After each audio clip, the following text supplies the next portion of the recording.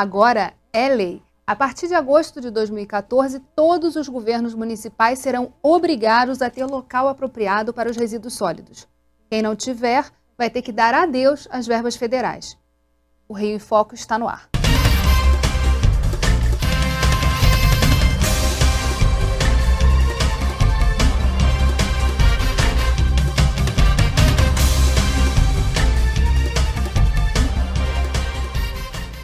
No Brasil são gerados 62 milhões de toneladas de resíduos sólidos por ano.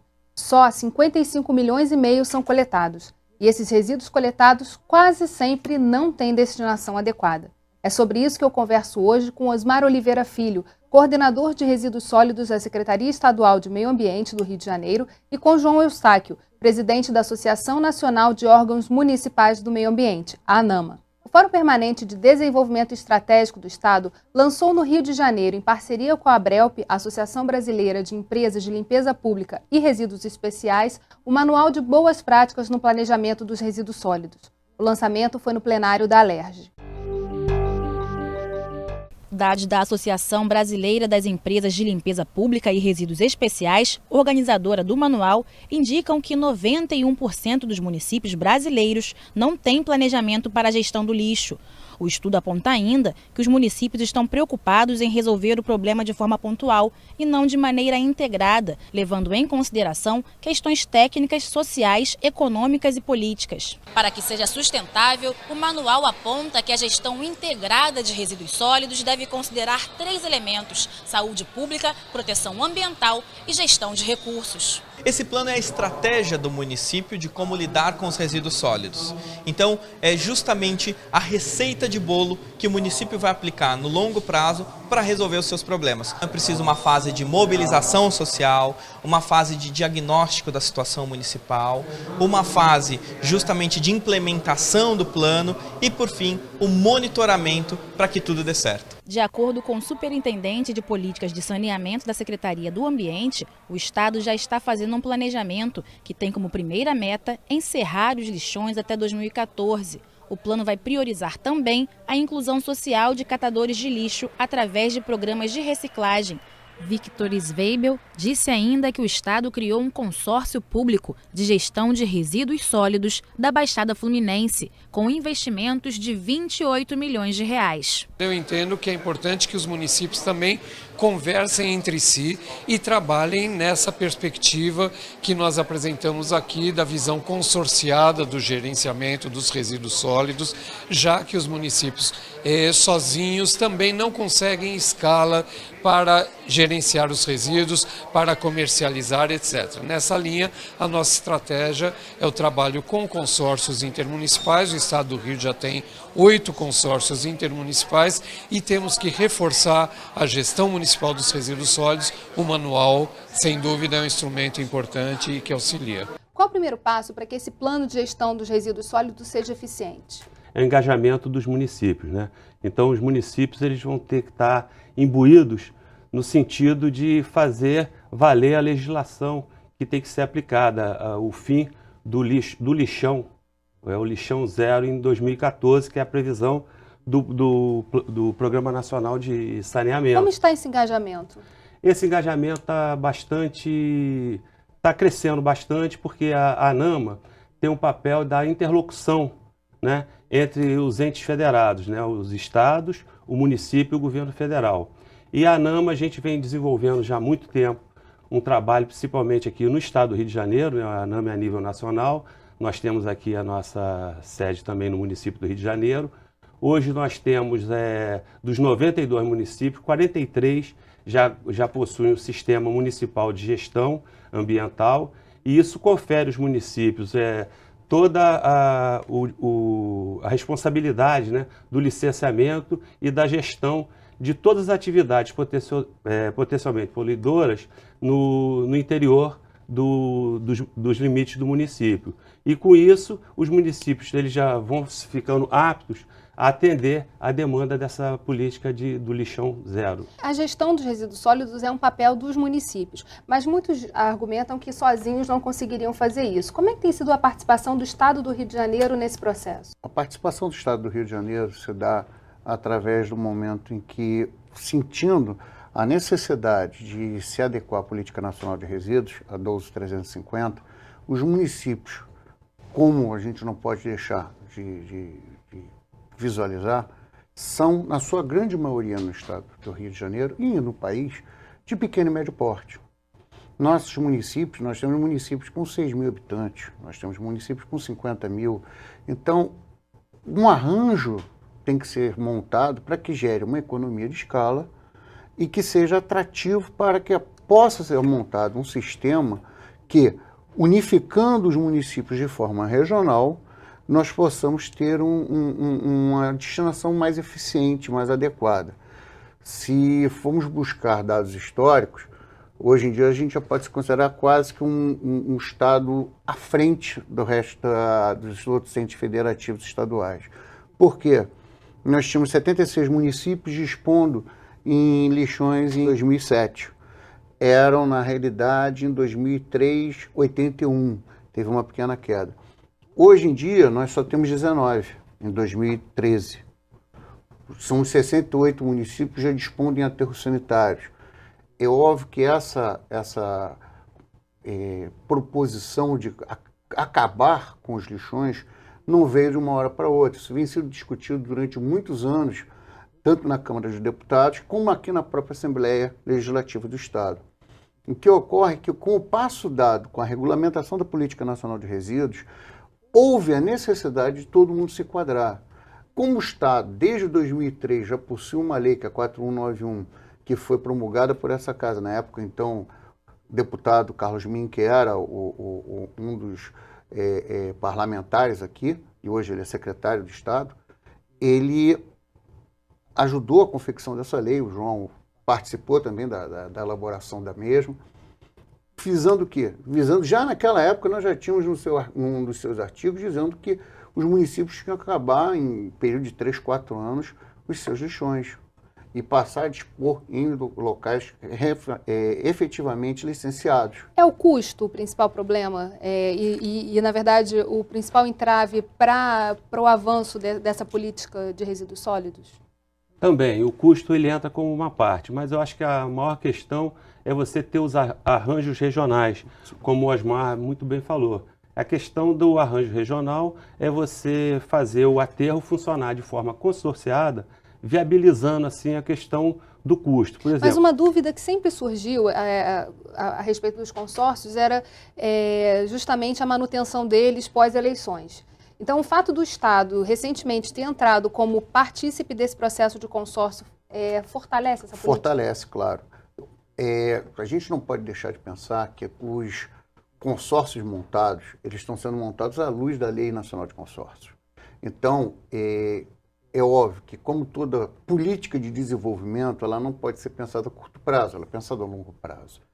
E os municípios, eles não estão mais com aquela, não podem nessa área, mas pensar dessa mesma forma. Olha, eu vou interromper porque eu mudou o gestor, ele agora é do partido X ou do partido Y. Não, o município é um município, um ente federativo que tomou uma decisão através da sua Câmara Municipal de participar de um consórcio, integrar a sua gestão, que hoje em dia a gente não fala mais só gestão integrada de resíduos, e sim uma gestão integrada sustentável de resíduos. Pois é, mas a questão toda é como ser sustentável, né? Aí é uma questão de até economia boba, mas você tem um determinado número de equipamentos e pessoas para trabalhar em um aterro ou em um centro de tratamento de resíduos até uma determinada quantidade, até uma determinada tonelagem. Como muitos municípios aqui produzem muito menos do que essa tonelagem, nós agregamos eles de forma a gerar uma economia de escala, com isso diminuindo o custo. Se você fosse um município e tivesse que montar um aterro para essas 50 toneladas, você ia gastar a mesma coisa que o João, que tem um município que gera 100 toneladas. É o que a gente está falando, é a principal solução.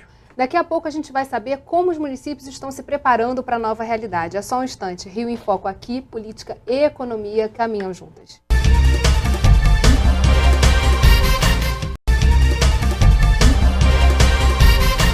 A partir de 2014, os municípios são obrigados a ter local apropriado para os resíduos sólidos. E é sobre isso que eu converso com Osmar Oliveira, da Secretaria Estadual do Ambiente, e com João Eustáquio, presidente da ANAMA. Vamos ver como as prefeituras estão se preparando para assumir essa nova realidade. Nós temos um consórcio em andamento, junto com Três Rios, Sapucaia, Livre Gasparian, Paraíba do Sul. A gente está esperando acabar esse processo judicial para que a gente possa estar se adequando a tudo isso. Estamos fazendo parte do consórcio Centro-Sul 1, né, que é um consórcio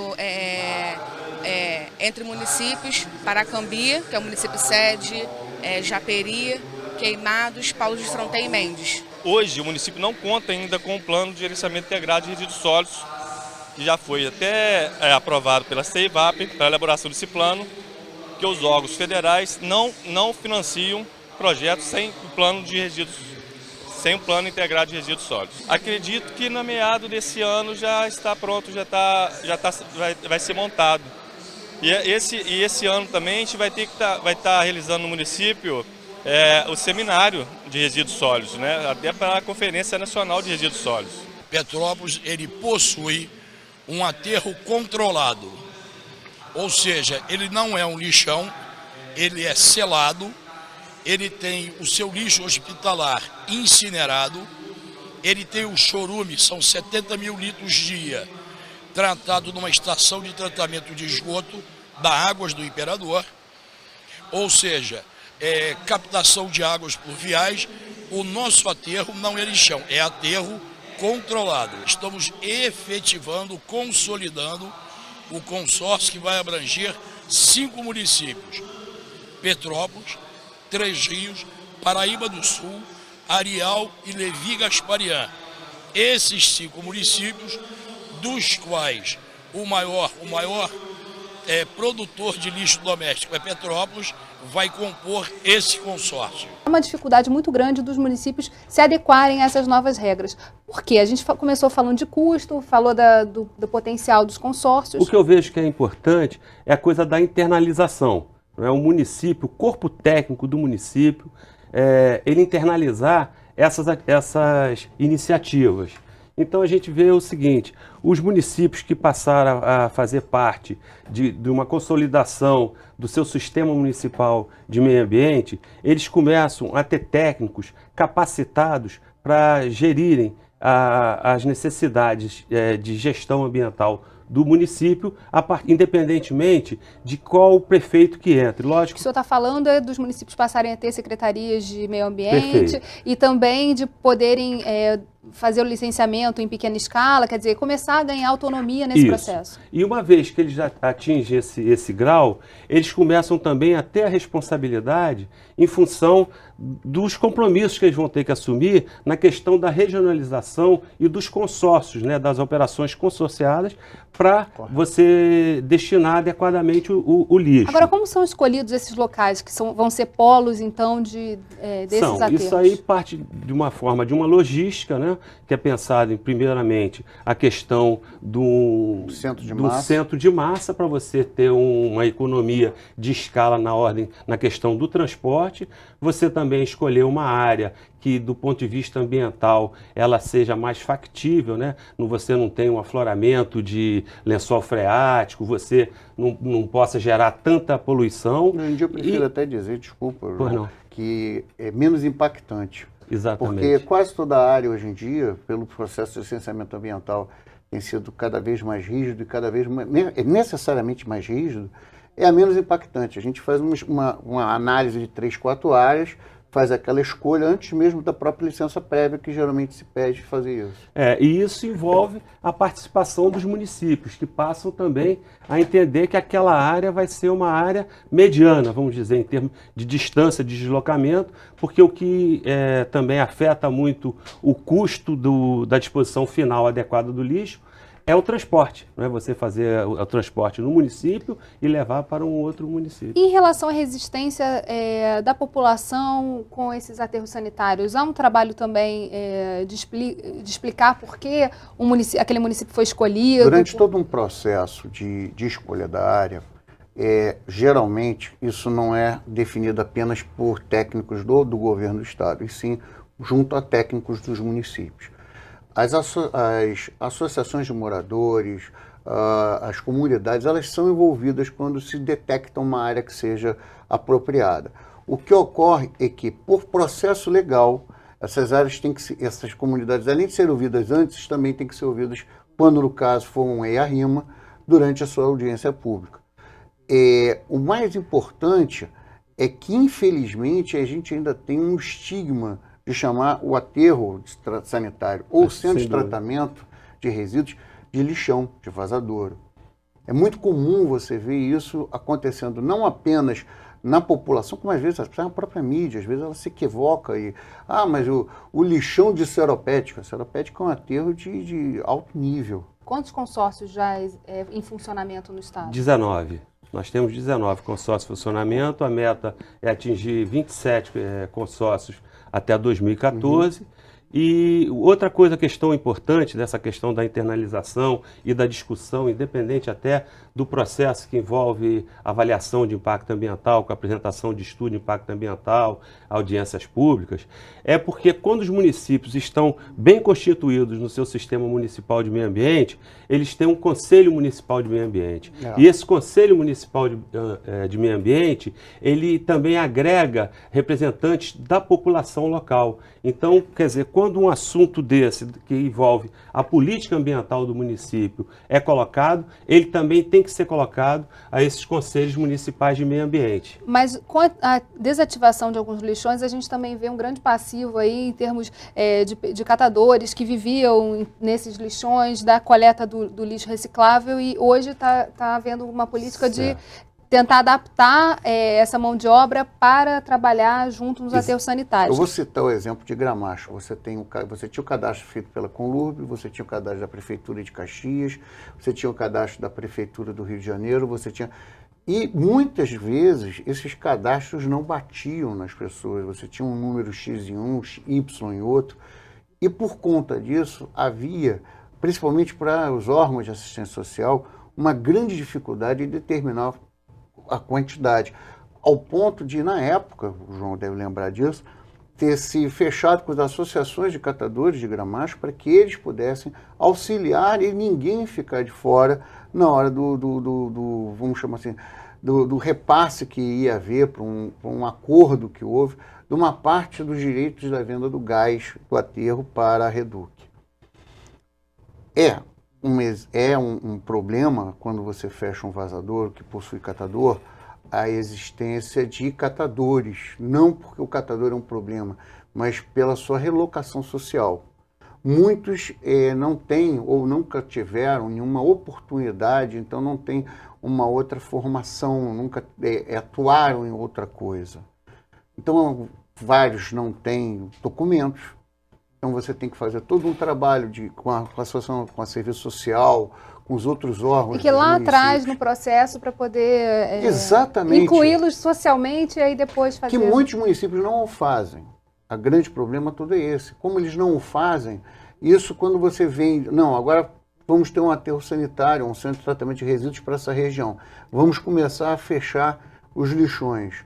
Já deveria ter sido começado lá atrás, porque é função do município cuidar do seu ente. No próximo bloco você vai conhecer os problemas que os resíduos de uma obra podem gerar. A gente volta já, não saia daí. Rio em Foco aqui, política e economia caminham juntas.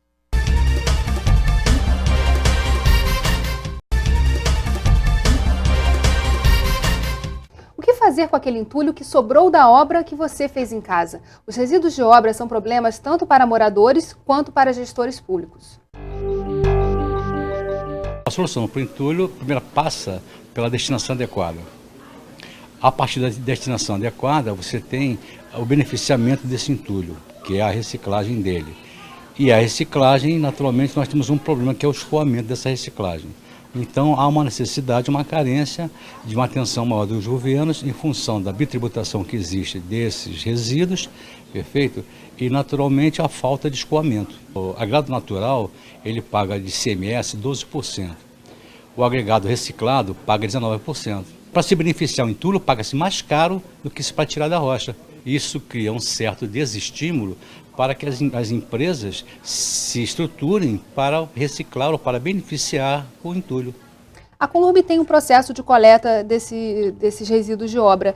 Como é feita essa coleta? Através de um processo que empresas, né, particulares, elas fazem, a gente licencia na Secretaria Municipal de Meio Ambiente. Então, é um processo de licenciamento para a destinação adequada desses resíduos. Então, somente as empresas, ou as grandes empresas, elas têm que ter um sistema de manifesto de resíduo, que na realidade é mostrar que ela está destinando aquele material que ela tem para uma área que vai tratar da reciclagem. O mais importante disso é porque com essa iniciativa a gente evita a saturação dos aterros sanitários. Hoje em dia você dispor o seu lixo urbano, né, numa determinada área, num aterro sanitário controlado, ele tem um custo maior, porque esse aterro ele é muito bem pensado tecnologicamente, de maneira de ele agredir o mínimo possível o meio ambiente. Então, você jogar um material que você pode reutilizar, você está cometendo um crime, vamos dizer assim. Você está diminuindo a vida útil de um aterro sanitário. Mas o presidente da SAERJ falou que as grandes empresas têm estímulo para fazer essa destinação correta, já as pequenas não. Essa questão tributária é um problema? Sem dúvida nenhuma, porque você termina tendo empresas que vão trabalhar com a rebritagem, né? Você pegar um material de demolição, um concreto, um asfalto, você pegar esse material e rebritar e novamente vender ao mercado, então você já estaria pagando novamente o imposto, seria uma bitributação esse caso. Mas o mais importante, que tem algumas iniciativas, por exemplo, a Prefeitura do município do Rio de Janeiro, o prefeito baixou um decreto em que todas as obras públicas, inclusive o Maracanã, que é uma obra estadual, ele utiliza todo o material, reutilizado, todo o material de demolição, ele é reutilizado, né, no próprio local. As obras do porto, por exemplo, ele não gera mais resíduo, que aquele resíduo é utilizado para pavimentação do leito da rua, né, para fazer a subbase, assim por exemplo. Mas isso é uma medida que seria aplicável em outros municípios de porte menor ou não?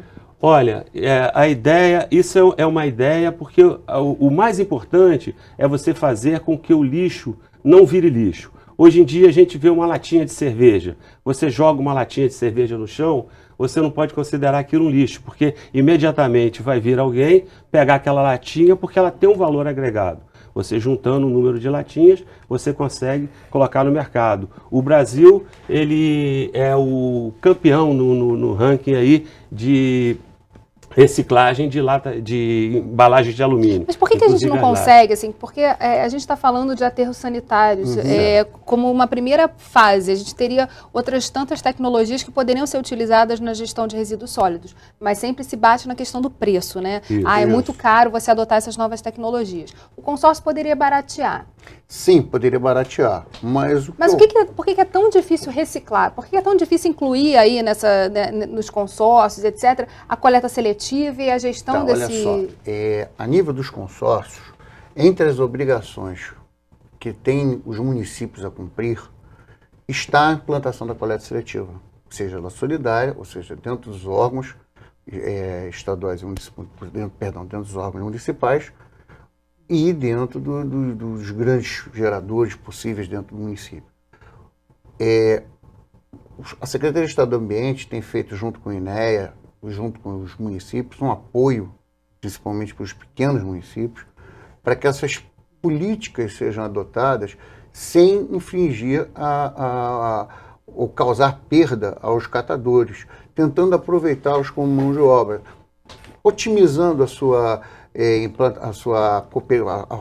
implantação das cooperativas, tentando formalizar de algum jeito a inserção deles nesse processo, já que eles são uma peça importante no processo da reciclagem. O que ocorre é que a coleta seletiva, inclusive hoje em dia, é item que pontua no ICMS verde. Um município que não faz coleta seletiva, ele já perde até inclusive dinheiro.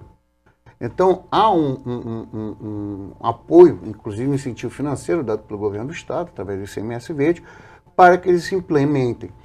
Há municípios que, devido pouca quantidade que possuem não terem catadores, você teria que fazer uma coleta seletiva, talvez porta a porta.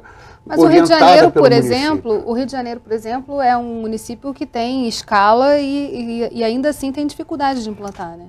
Tem uma dificuldade muito grande para a implantação da coleta seletiva, porque isso tudo é um processo, né? Eu diria que a gente está avançando bastante em termos nacional. O Rio de Janeiro avançou bastante na questão do lixão zero, mas são vários fatores que envolvem isso aí. Dentre eles, a coleta seletiva, a destinação adequada do resíduo da construção civil, a logística reversa, né? Mas a gente pode dizer que até 2014, pelo menos, a gente já está chegando perto do fim do programa, a gente vai ter o fim dos lixões no Estado? Isso é possível, é viável? Eu, além de otimista, eu tenho certeza que isso vai acontecer, porque a política que está sendo feita, a gente na ANAMA acompanha bastante, a política que o governo do estado está implementando aqui ao longo por todos os municípios, eu acho perfeitamente assim viável. Basta ver que a gente já tem 19 aterros construídos, né?